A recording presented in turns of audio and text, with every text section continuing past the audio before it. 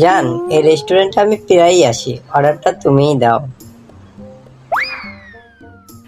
ঠিক আছে, যা যা বললাম তাই তাই নিয়ে আসো। স্যার, আপনাদের বিল হয়েছে ৯,৯৯৯ টাকা। অর্ডারটা মনে হয় আমি দিলেই ভালো হতো। এটা একটা মানুষ না মেশিন? কি হলো, কিছু বললে যান?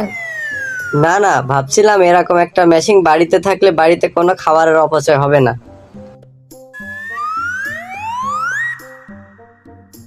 ভাই, আমাকে এক প্যাকেট বাঞ্চোর সিগারেট দেন তো। সেটা আবার কি সিগারেট? না, ওই যে বুঝলেন না, ব্যানসন না কি যেন নাম, ওইটা।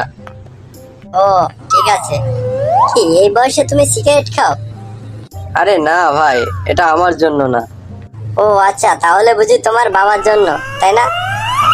আরে না, এটা আমার ছোট ভাইয়ের জন্য। ডাক্তার, আমি কানে কম শুনছি, একটা কিছু করেন। বলুন তো 6। নয়। কিন্তু আমি তো যা দেখলাম আপনি তো কানে বেশি শুনছেন, কম কই শুনছেন।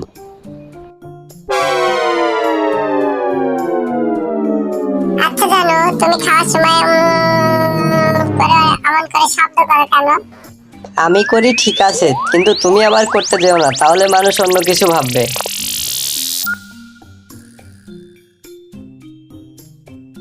আচ্ছা ভাই, আপনার দোকানে কি পেঁয়াজ আছে? হ্যাঁ আছে। কত করে কেজি? ৩০০ টাকা কেজি।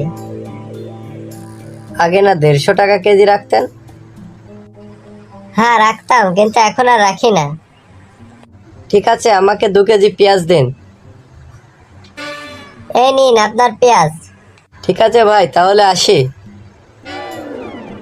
ওই মিয়া, যান কই? টাকা দিয়া যান।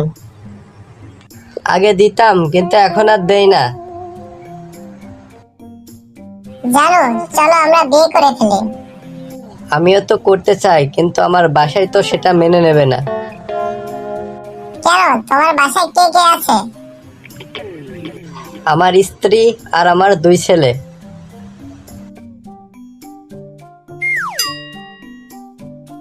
এই, আপনি দুধের ভিতর পানি মেশালেন কেন? ভুল হয়ে গেছে স্যার, আমি আর কখনো দুধের ভিতর পানি মেশাবো না। এই, আপনি আজকে আবার দুধের ভিতর পানি মেশালেন কেন? স্যার সত্য কথা বলছি, আপনার কসম, আজকে আমি দুধের ভিতর পানি মেশাইনি, পানির ভিতর দুধ মিশিয়েছি।